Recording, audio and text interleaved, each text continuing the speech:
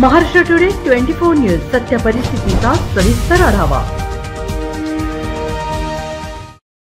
उमेद महाराष्ट्र राज्य ग्रामीण जीवनोन्नती अभियान अंतर्गत तालुका अभियान व्यवस्थापन कक्ष पंचायत समिती परंडा व भारतीय स्टेट बँक शाखा परंडा यांच्या संयुक्त विद्यमाने 24 महिला स्वयंसहायता गटांना 1,06,00,000 रुपयाचे कर्ज वाटप करण्यात आले।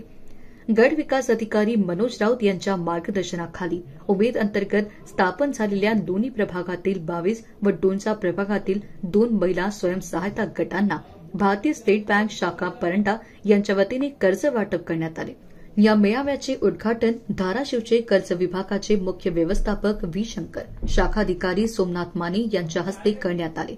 यावेळी फील्ड ऑफिसर बापू खैरे, तालुका अभियान व्यवस्थापक विलास ताटे, तुकाराम ठोरे, संभाजी खांडेकर, समाधान माळी, विजय गवळी, प्रभाग समन्वयक वर्षा चव्हाण आदी उपस्थित होते।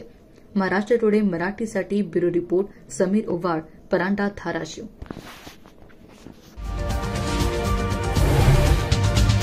आजच महाराष्ट्र टुडे 24 न्यूजला सबस्क्राइब करा आणि सत्य परिस्थितीचा सविस्तर आढावा पहा।